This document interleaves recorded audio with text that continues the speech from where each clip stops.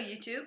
So I decided that I would finally make my best books of 2014 video because everybody's making them now, so why shouldn't I? I'm sorry that I never did like a November wrap-up that I told you that I would, but I've been really busy in December actually reading because I was trying to catch up to my book challenge of the year. And I actually did. So on New Year's Eve itself, I finished my 52nd book of the year, completing my goal for 2014, and it's making me so happy that I could manage to like push through even though I was really far behind. So that's what I've been up to lately, but let's just get started with the favorite books that I had in 2014. So I have 10 categories that I'm going to share with you today, and for each category I obviously chose a book. I'm not going to choose a book that was like released in 2014, I'm going to go just basically with a book that I read in 2014. So the first category is Best New Series, and for this one I chose Half Bad by Sally Green, and it's really reflecting in the light, so I'm sorry. But yeah, I chose this book and I really enjoyed it. I like read this in a day and I loved it so much, and I can't wait for Half Wild to come out in March. If you like witches and magic and stuff like that, but in a very new thinking kind of way, you should definitely pick this up. It's a really good book. We have Best Installment in a Series.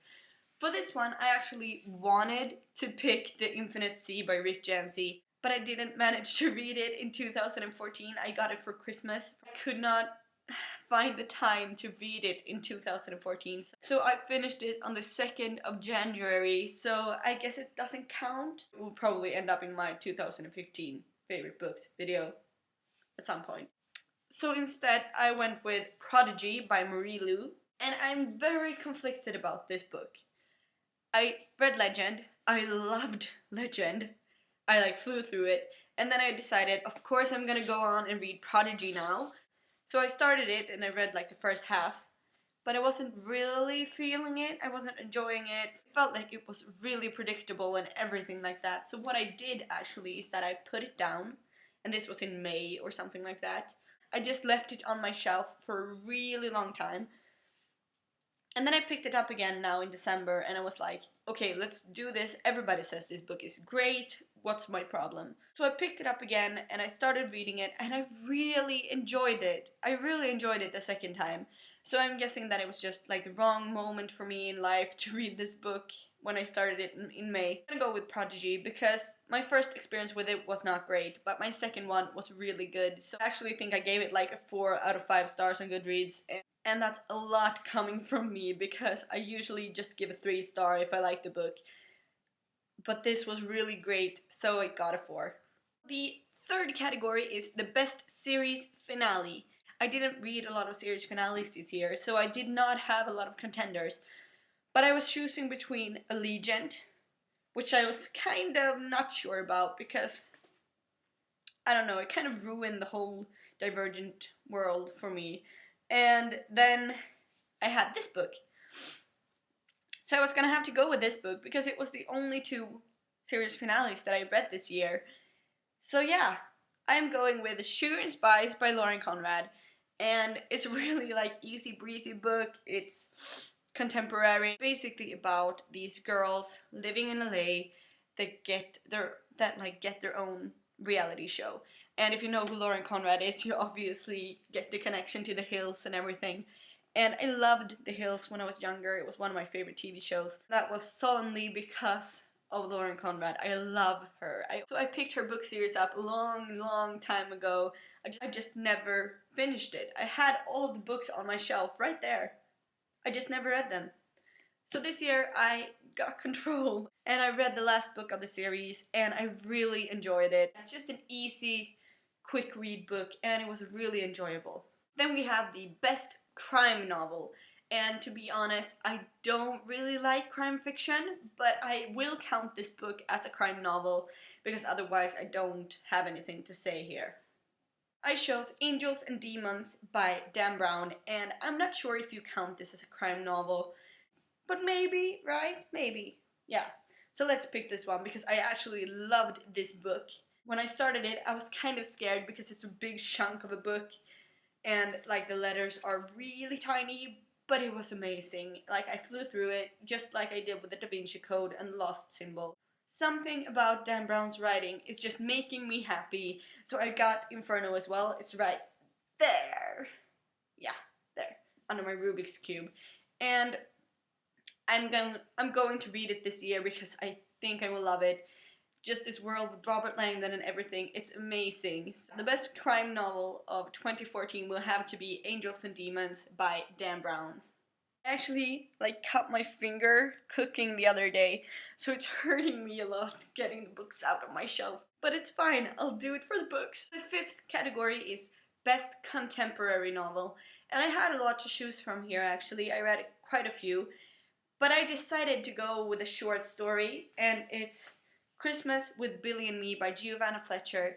It's like a short story that's connected to the book Billy and Me, obviously. And I read Billy and Me in 2013, I think, and I loved it. It was really cute, really fast paced. And then this came out right around Christmas, and it was really magical and happy, and it was a really lovely book. So I'm gonna go with Christmas with Billy and Me because it made me really happy this year. Then we have Best Fantasy of 2014, and I'm gonna go with These Broken Stars by Amy Kaufman and Megan Spooner. I love this book. Like, I'm not really that into aliens and stuff like that, so I was actually kind of hesitant when I started this book, but I really enjoyed it. It was really good, and the world and the characters, and it just made me happy. I can't wait for the sequel, This Shattered World, and it's already out. And my boyfriend already ordered it for me for my birthday because my birthday is coming up this week. So it's in the mail, it's on the way, and I can't wait for it to just come to me. Pick it up if you need like a cutesy sci-fi fantasy thing that also makes you think about it a lot. So yeah, pick this up if you want something like that. And then I have Best Adult Book, and I don't read a lot of adult book. To be honest, I read mostly YA because I enjoy it more basically. So I had like 3 options, I think, because I decided that the other 2 were options, because otherwise I would have to go with 50 Shades of Grey. And I don't want to go with 50 Shades of Grey. So yeah, I chose Ellen DeGeneres. Seriously, I'm kidding. I don't know if this is an adult book. I chose this book because I can do whatever I want on my own channel. Seriously, I'm kidding, by Ellen DeGeneres. It's really hilarious, of course, since she wrote it. And I actually didn't like read this book, I actually listened to the audiobook. I wanted her to read it to me, basically, so that's what I did, and it was really enjoyable, it was really hilarious. So if you just need like something easy, something that will just pick you up if you're feeling down, you should read this book. So the next category is Best Middle Grade Book. To be honest, I don't think I read a middle grade book this year. I thought about it and I couldn't find one, but I did read a child book. So I decided to go with that one instead because why not? So the best child book that I read this year was The Dinosaur That Pooped Christmas. Not because it was the best one, just because it was the only one.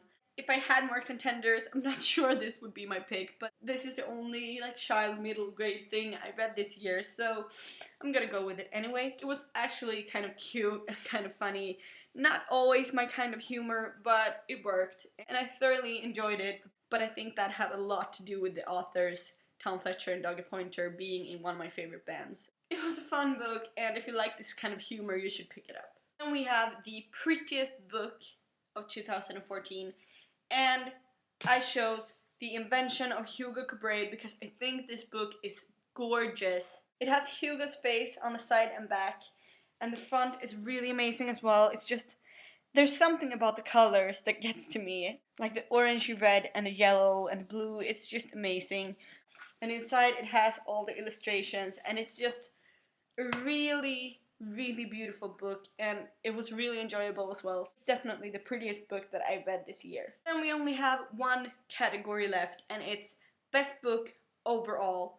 And this was a really easy choice for me because I don't know how many times I've wished that I could reread this book for the first time because it's amazing. It's easily one of my top 3 books of all time. I love this book so much, and it's Ready Player One by Ernest Cline. I don't know what it is about this book, but it's just amazing. It just gets to you and you just get sucked into the world and you just read it in like one sitting. I started reading this right before I was about to sleep and I had to go to work like 7 hours later. I just flew through this book. I read it straight through. I could not put it down. And then I looked at the clock and was like, oh, let's just get breakfast. Because it's just that good. So if you haven't read it yet, just pick it up. If you read the synopsis and it doesn't really sound like your kind of book, pick it up anyways. Because it's so amazing. As soon as you start it, you're gonna get sucked into the world and you're just gonna be stuck with this book forever. Because like I said, I can't recall the amount of time I've spent thinking that I would like to reread this book for the first time, having the same experience because it was so good. It was just that good. So just read it, okay? You're not gonna regret the decision. So there we have it. Those were my top favorite books of 2014. So now I'm just gonna go into the new year without a reading goal because it was really hectic at the end and it kind of felt like reading was my job. And I don't want that. I read because it's fun and it gives me a lot of pleasure. So this year I'm just gonna read because I love it and let's just see where I end up with the amount of books that I read. But I hope every single one of you had an amazing Christmas and a really good New Year. And I will see you when I see you. Bye!